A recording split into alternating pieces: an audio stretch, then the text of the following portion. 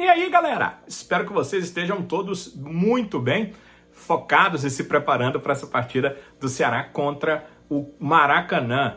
3-0 no primeiro jogo, o Ceará tentará nessa segunda partida confirmar a sua classificação para a próxima fase, para as finalíssimas, os 2 jogos finais desse campeonato cearense. É um dos assuntos que a gente vai conversar, mas a gente também vai conversar sobre a definição do TJDF do estado do Ceará. Jogo do Ceará vai ser mesmo no estádio Presidente Vargas. As implicações de tudo isso e por que isso aconteceu e os cuidados que o Ceará deve tomar diante de mais essa decisão que rasgou o regulamento do campeonato cearense, a gente conversa sobre tudo isso. No julgamento dos mandos, da possível perda de mandos de campo, o Ceará acabou tendo algo de positivo. Não vai perder mandos, vai poder mandar a finalíssima do estadual se ele chegar lá, se passar pelo Maracanã com a melhor campanha, será o mandante da partida final e terá maior público na Arena Castelão.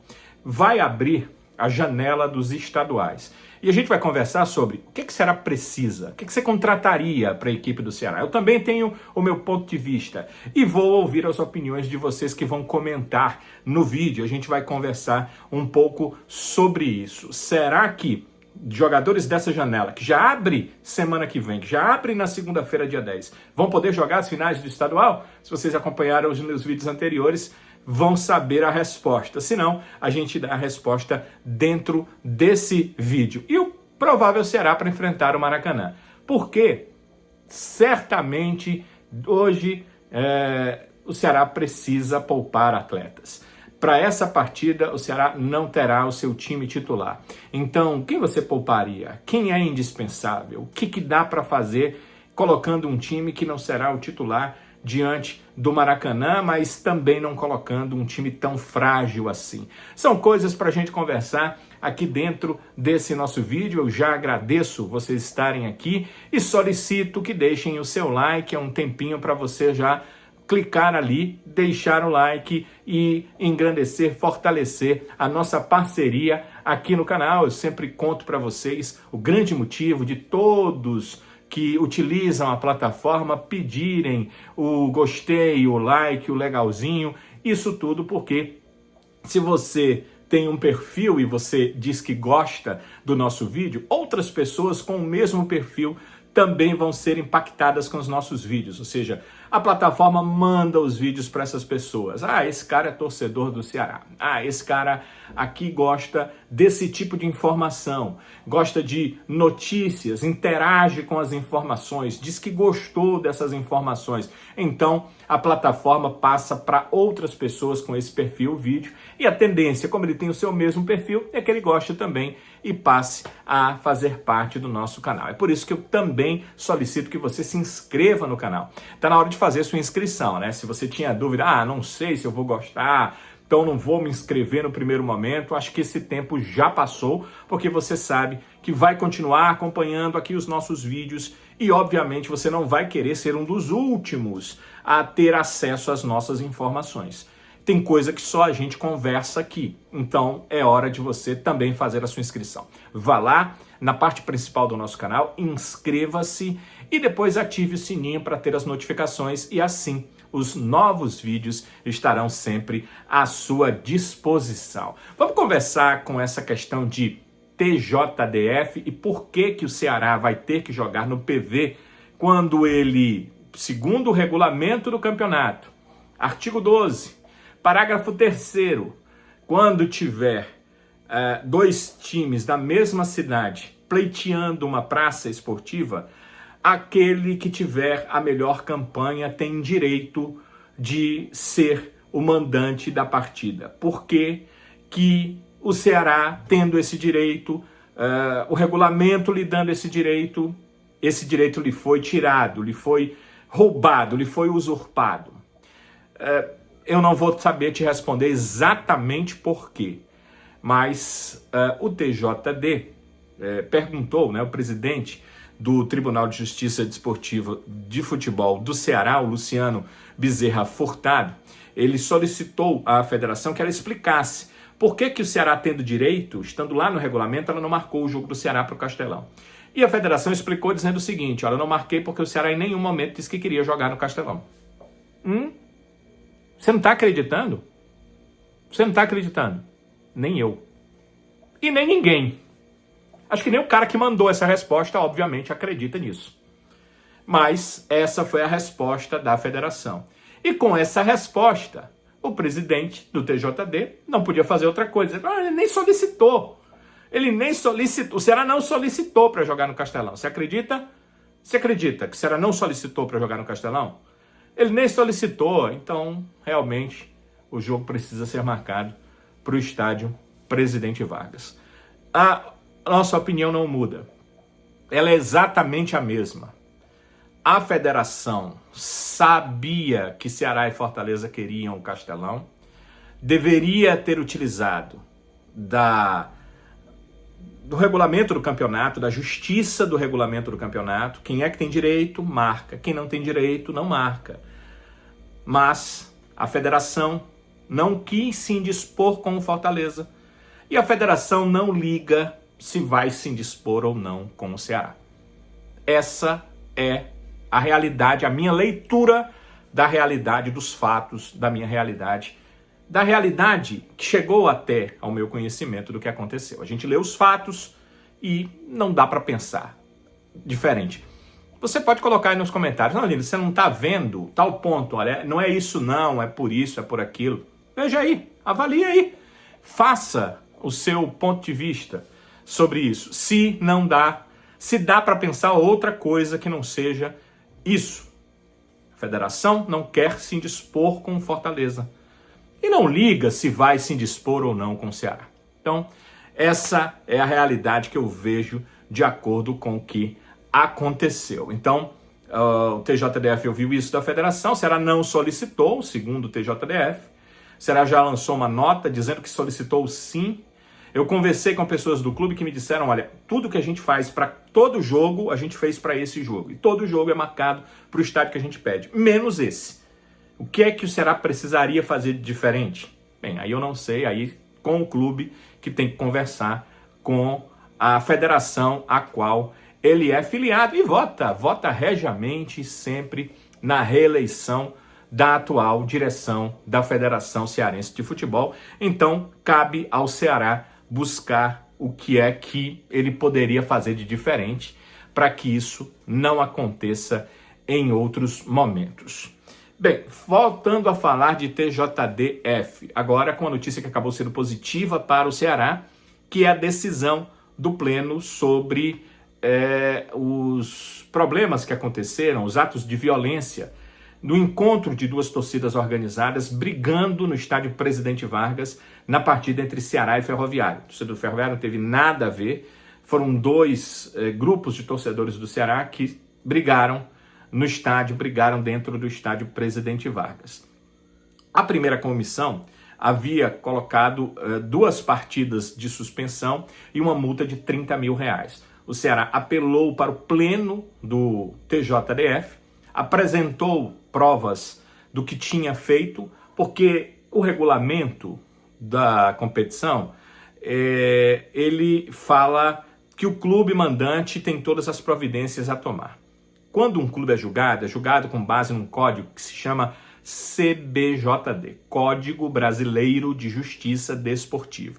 E esse código, ele não pode, por exemplo, punir o clube porque um torcedor foi lá e brigou. Por que ele pune o clube? Ele pune o clube porque faltou ao clube tomar providências e depois ele pune o clube porque o clube não tomou providências posteriores, ou seja, não tomou providências antes do ocorrido e não tomou providências depois do ocorrido. O clube, ele é punido como uma casa de show, como alguém que organiza uma festa. Ele precisa tomar as providências. Ele é punido por providências.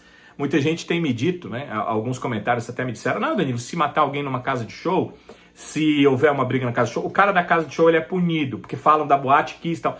A Boate Kiss, o problema lá, primeiro, não foi briga, né? Segundo, é que não tomou providência nenhuma, não tinha local de evacuação, o pessoal ficou preso, teve um incêndio lá dentro. E o pessoal ficou preso, não se tomou providência para que incêndio não acontecesse, nem para que o pessoal saísse em paz. É por isso a punição lá.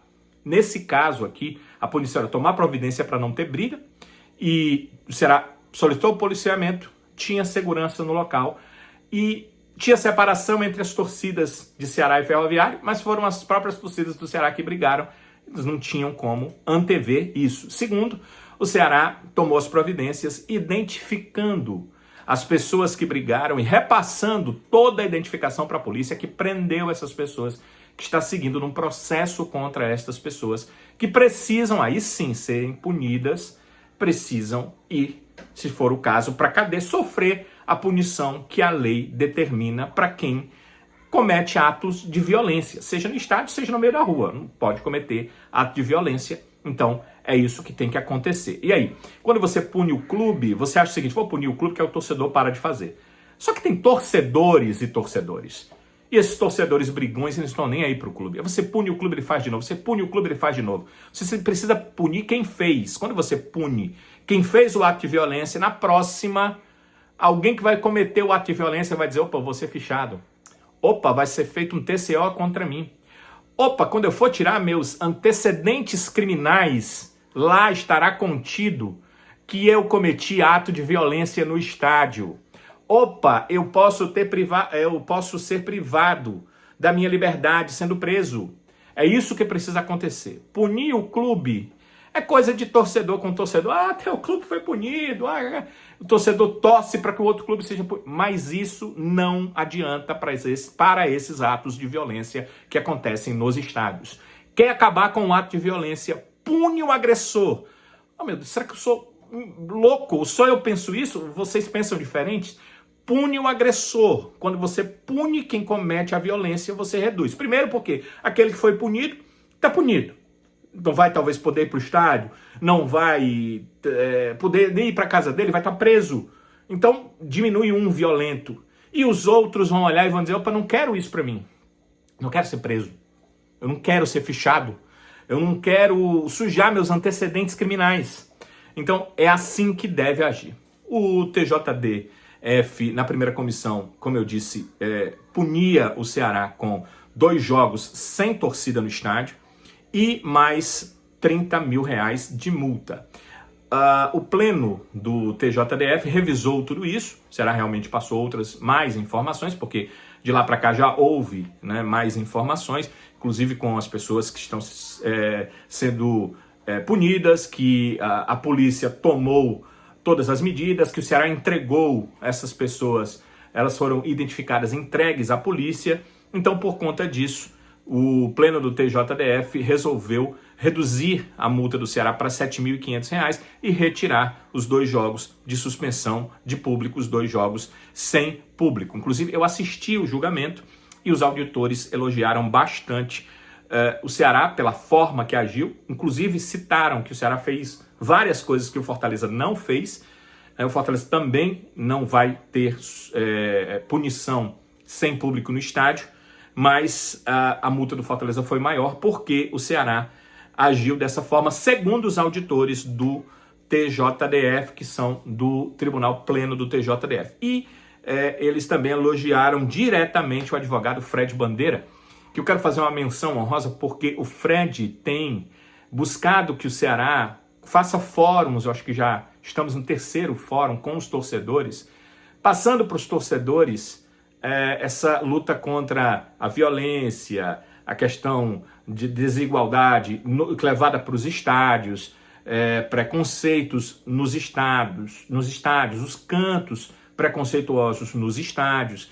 Isso tudo pode gerar punição para o clube. Então o Ceará fez já pelo menos 2, se eu não me engano, ou já tem um 3º, mas alguns fóruns tentando passar para o torcedor essa questão, e essa ideia veio toda do Fred, que hoje é o diretor jurídico do Ceará. Então o Ceará não terá punição sem torcida no estádio no jogo final do Campeonato Cearense. Se ele chegar lá, vai jogar com torcida no estádio e, como eu disse, os auditores do TJDF informaram que o Ceará ajudou bastante a polícia para que as punições possam acontecer e, como eu disse, É o único jeito de reduzir violência no estádio. Não reduz 100% porque somos humanos e homens caídos, que estamos em pecado, sempre vai ter, mas reduz se punir quem realmente comete o ato de violência. Espero que Ceará, Fortaleza, todos os clubes continuem ajudando as polícias, as justiças dos estados para que essas pessoas sejam processadas como devem e sirvam de exemplos para os outros violentos que ainda querem levar esse momento para os estádios.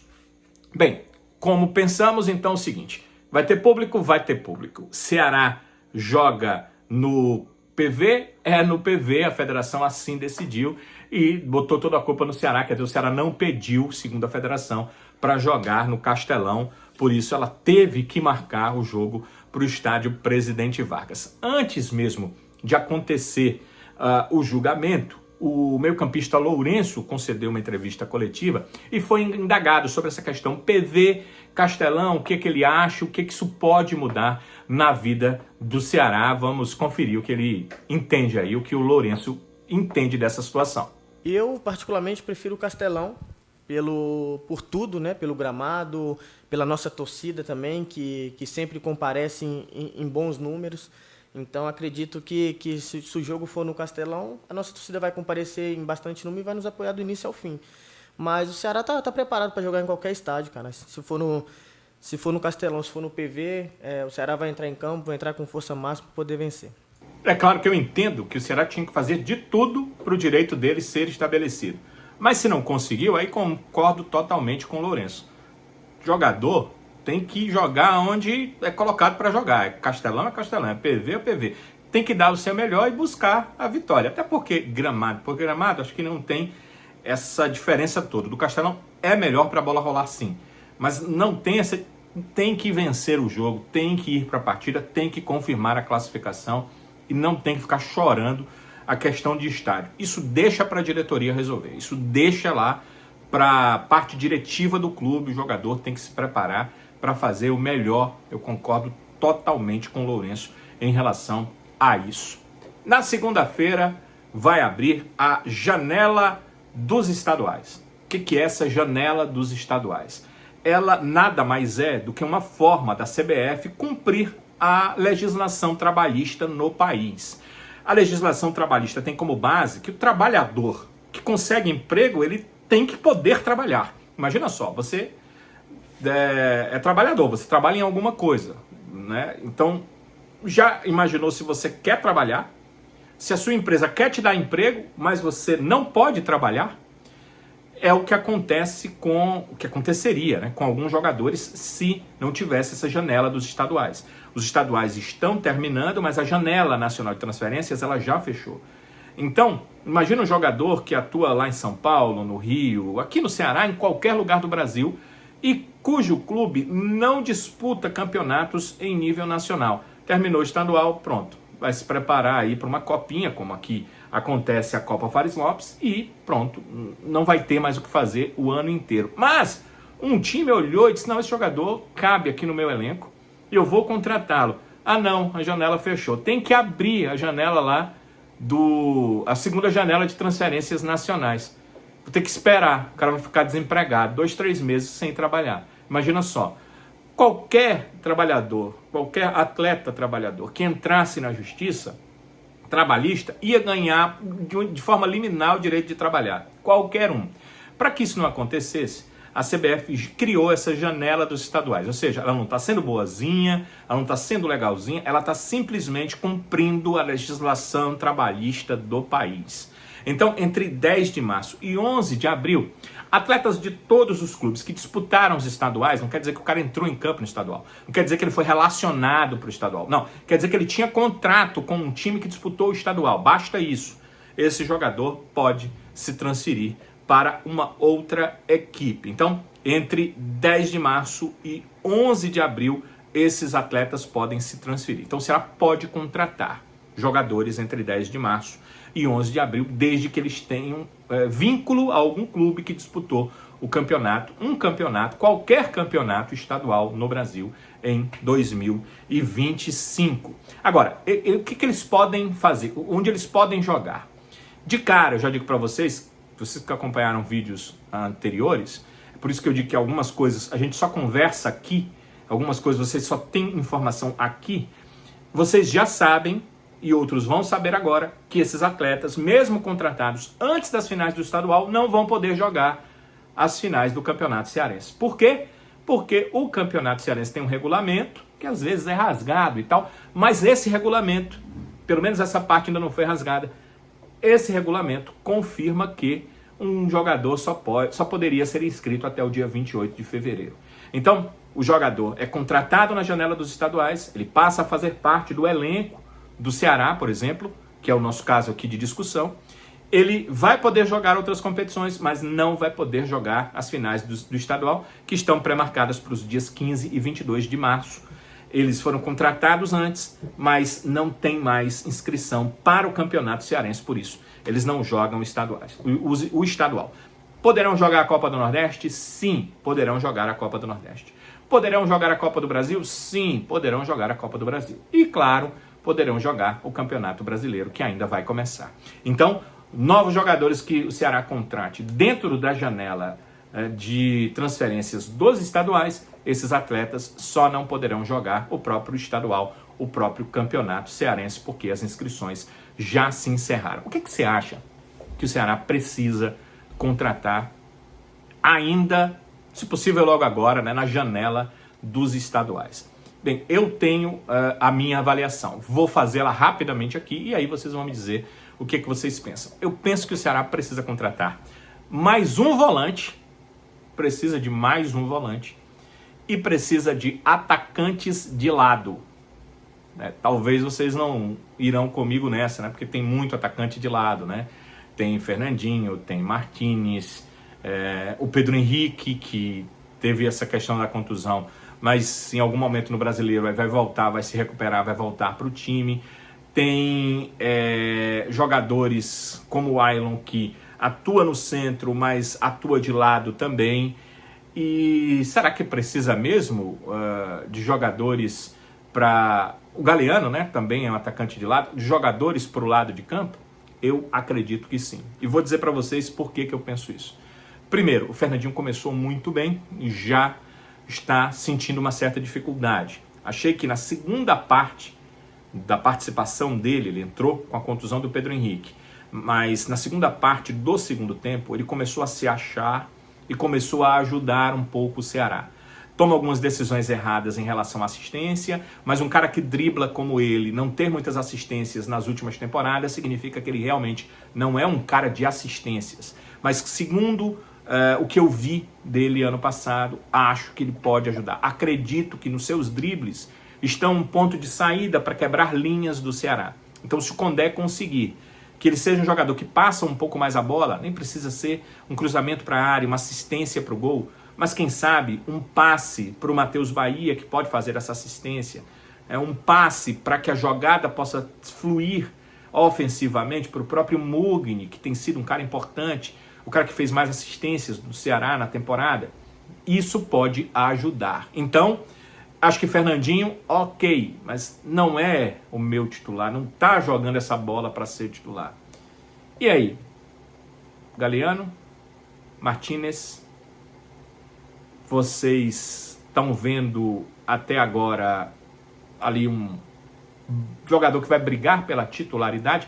Eu sei que Martínez, por ser argentino, aquele canhotinho, ele às vezes empolga, chama atenção, a gente imagina que ele precisa ter mais oportunidades, mas eu não tenho visto nos jogos em que entrou, e às vezes com muito espaço, como foi no caso do final do segundo tempo, do jogo contra o América de Natal, a fluência, o passe certo, o drible correto, o arremate em direção ao gol que um atacante de lado precisa ter. Por isso eu entendo que o Ceará precisa de mais jogadores por ali. Não sei se é o caso de, sei lá, emprestar alguém do elenco. Eu não sei o que é que o departamento de futebol imagina fazer. E também não entendo, a gente não sabe aprofundadamente como são os contratos desses atletas que foram trazidos, se eles podem ser emprestados, eu não sei. E também não acho que seja o caso. Acho que esses caras podem ajudar em algum momento. Só entendo que o técnico Léo Condé precisa de mais opções pelos lados de campo. Era uma grande grita do centroavante e o Pedro Raul chegou. Agora, não que seja uma grande grita, não está no mesmo nível. O Ceará tem atacante de lado, mas acho que precisa de outros jogadores, de mais opções para o técnico Léo Condé no lado de campo. Eu não sei se o departamento de futebol pensa isso. Talvez eu esteja errado, né? Quem é você, né, Danilo, para falar isso? A gente tem aqui todo um departamento de inteligência, com um maquinário de última geração, com um pessoal extremamente qualificado, mas eu só posso dizer o que eu vejo. E o que eu vejo é que os atacantes de lado estão aquém das necessidades do Ceará hoje. Até mesmo de um centroavante que ele contratou, vai precisar ser municiado. Ótimo, o Mugni está municiando legal. Ótimo que o Matheus Bahia está fazendo esse trabalho de chegar à linha de fundo para deixar o centroavante em condição de fazer o gol. Mas precisa que os atacantes de lado também façam isso. E que façam suas jogadas próprias para os seus gols. E eu não consigo, hoje, com os atacantes de lado que o Ceará tem, ver isso. E o que me chama a atenção é que parece que o Condé também percebeu isso. Vejam só, contra o América de Natal, que ele colocou o time considerado principal, ele não coloca nenhum desses atacantes de lado de verdade. Porque o Pedro Henrique, ele é um segundo atacante que faz o atacante de lado. O Ailon é um segundo atacante que faz o atacante de lado. Atacante de lado mesmo é o Fernandinho. Atacante de lado mesmo é o Martínez. Atacante de lado mesmo é o Galeano. E todos eles estavam no banco de reservas. Então, talvez o que eu vi também seja visto pelo departamento de futebol. Não é também uma peça fácil. Tem que ter paciência para não contratar qualquer um. Mas vejo que é uma peça necessária para o Ceará. Se possível, nessa janela dos estaduais. E se não for possível, vem aí mais outras janelas, que são a do Mundial de Clubes, vai ser aberta para todos, para quem não participa do Mundial de Clubes também, e a segunda janela nacional de transferências, mas eu acho que ela já está muito lá na frente. Penso que o Ceará precisa contratar esses atacantes de lado o quanto antes, porque é muito, muito importante. Bem, o Ceará precisa agora definir a sua vaga nas finais do Campeonato Cearense. Ah, não está definido não? Não está definido não. Foi 3-0 o primeiro jogo. Vou refrescar a memória de vocês aí com os gols. O Marlon marcou o primeiro de cabeça, né? Escanteio muito bem cobrado pelo Mugni, e o Marlon se livrou ali da marcação na grande área para mandar de cabeça essa bola para o gol e marcar esse gol número 1, bem importante no primeiro tempo de jogo. No segundo tempo, o próprio Mugni, né, numa tabela ali recebendo na verdade a bola porque a bola foi passada pelo Fernando Sobral para o Pedro Raul. O Pedro Raul escora e o Mugni, com a qualidade que tem, vai lá e marca o seu gol. E no final ainda teve o gol de pênalti. O Pedro Raul, que já tinha concedido uma assistência, também marca o seu gol, marca o terceiro gol do Ceará. 3-0 para o Ceará diante do Maracanã. O Ceará com um passo importante para classificar, mas ainda não está classificado. Vejamos o que o Lourenço, meio-campista do Ceará, o cara mais regular desse elenco do Ceará, fala sobre isso. Acho que esses 90 minutos para a gente é muito importante, como foi o primeiro. Acredito que a gente fez um placar elástico, né? Mas não tem nada resolvido ainda, não tem nada de classificação ainda para a gente, então a gente tem que entrar focado, tem que entrar ligado, respeitando, mas sabemos que estamos na frente, né? Mas trabalhar o máximo possível para a gente poder entrar lá e conseguir a classificação. Bem, realmente o passo foi grande, foi um passo de 3-0. Ele é grande porque é o seguinte: não tem vantagem para ninguém quando começa a disputa. Então no primeiro jogo você faz 3-0. Como é que a tua vantagem passa a ser grande?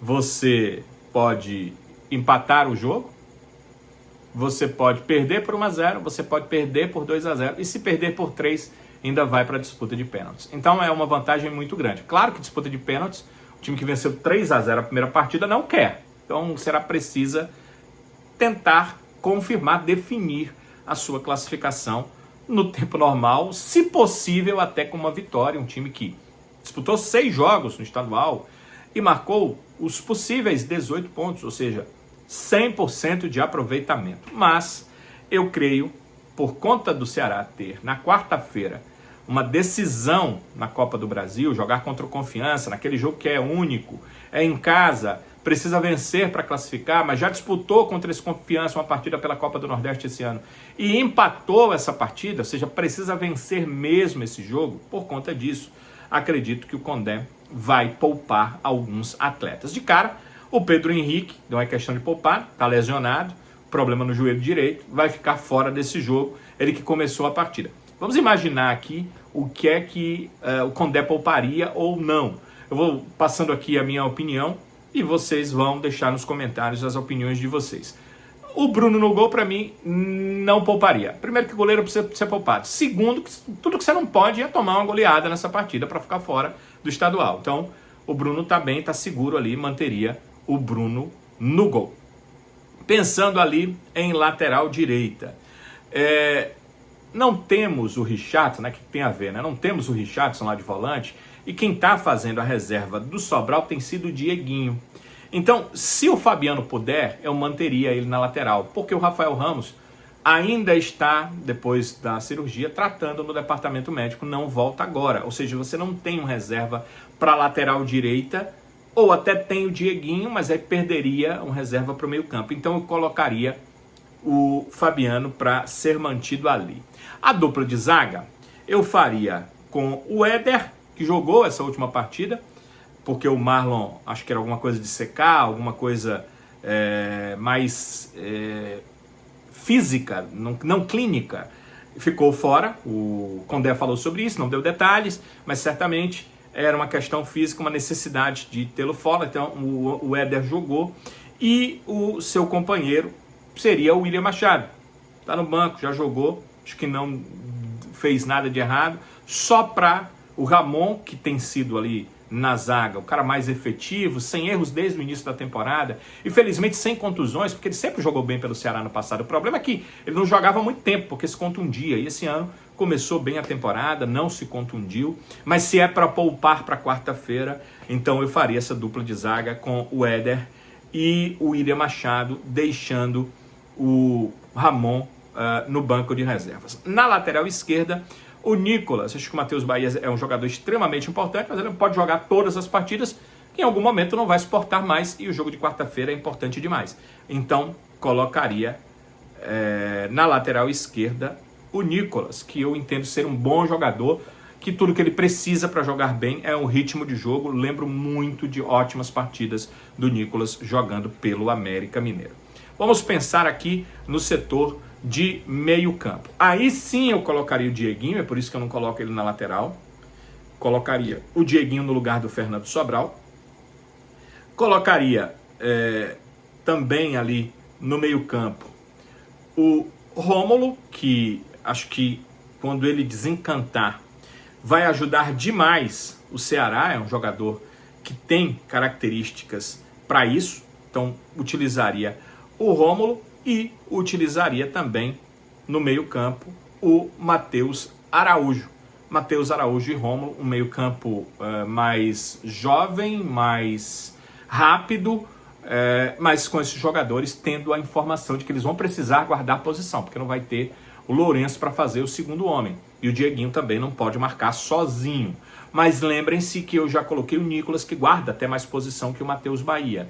E o Fabiano segue na equipe, e o Fabiano é um jogador de forte marcação pelo lado direito. Então estaria ainda compactado, mas dando um pouco de liberdade para esses dois jogadores ali de frente. No ataque, eu acredito que o Fernandinho deva jogar. Acho que ele precisa jogar, acho que ele precisa de ritmo e entendo que ele precisa que o técnico dê moral para ele. Vai e faz o teu trabalho, porque eu estou aqui para te ajudar, eu entendo que tu podes, então eu posso te colocar ali, sei que você vai acertar em algum momento. Precisa disso, precisa dessa conversa com o treinador. É um bom jogador, um jogador que eu não gostaria que jogasse contra o Ceará, por isso acho que seria interessante dar mais oportunidades e dar moral para que ele possa fazer o trabalho dele da melhor forma possível. Então eu jogaria com o Fernandinho, jogaria com o Martínez, entendo que talvez começando um jogo, sem aquela quebra do cara entrar no segundo tempo com uma atuação tática apenas ofensiva, mas entendendo o jogo, entrando no clima do jogo no início, ele pode render mais. Na verdade, eu gostaria de vê-lo para entender realmente se o Martínez pode render mais. E de centroavante, acho que vou surpreender vocês, porque colocaria o Pedro Raul. O Pedro Raul chegou agora, jogou 2 partidas, acho que tudo que ele precisa é de ritmo de jogo. Não colocaria ele nos 90 minutos, mas colocaria de início na partida o Pedro Raul. E esse seria o meu time, o meu ponto de vista em relação às mudanças. Um time bem modificado, como vocês viram, mas mantendo ali uma solidez que eu entendo que precisa o time, tanto defensivamente quanto na saída de bola, para poder buscar o gol, atacar o adversário, chegar lá, vencer o jogo, porque eu acho que o Ceará, mesmo com um time com mudanças, ele tem a possibilidade real de vencer a partida diante do Maracanã. E aí quero ouvir vocês, né? Porque vocês, atletas de fim de semana, atletas, sei lá, de uma quarta-feira, de uma vez por semana, já sabem que às vezes o atleta profissional precisa ser poupado e vem aí partidas decisivas. Se o Ceará passa pelo Maracanã, ele vai ter as 2 finais do estadual nos próximos 2 finais de semana. E na quarta-feira vai ter esse jogo pela Copa do Brasil, valendo mais de 2 milhões de reais, mas valendo sobretudo chegar à terceira fase da Copa do Brasil, onde estarão vindo, inclusive, as equipes da Libertadores. Então, eu queria saber de vocês o que é que vocês pensam sobre tudo isso e as suas informações. Por enquanto, vamos ouvir a do Lourenço. O Lourenço fala sobre essa questão de poupar atletas. Talvez até ele mesmo, Lourenço, precise ser poupado. Cara, igual eu falei, todo jogador quer estar dentro de campo. Acho que independente do jogo. Só que temos uma análise ali também fora que planeja tudo, né? Sabe o momento de parar o jogador, de dar um descanso. E querendo ou não, a gente fez um resultado positivo. Se o Condé ter que poupar alguém, é esse jogo ou esperar. Mas, igual eu falei, todo jogador quer estar em campo, quer contribuir. Eu mesmo sou um cara que gosto de estar em campo, então não sei o que ele vai fazer, mas a gente entende e segue assim, né? Se for poupado, tranquilo, a gente vai pro jogo, vai focado, vai com a mesma intensidade de sempre. E você, amigo e amiga, pouparia?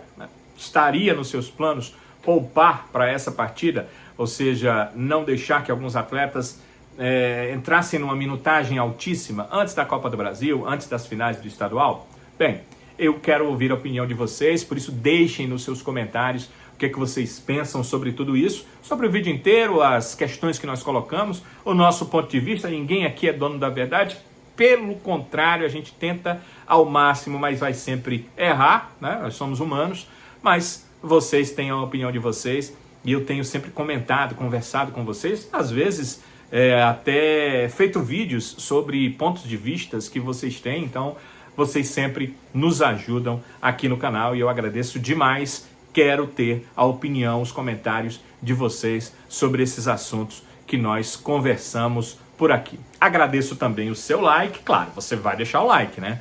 Tá aí aquele sinal ali de legalzinho para você deixar o seu like e cooperar conosco, mostrando que você interage conosco aqui na plataforma. Então, muito obrigado antecipadamente, porque o seu like é muito importante. E inscrever-se no canal também é importantíssimo. Você ainda não é inscrito no canal?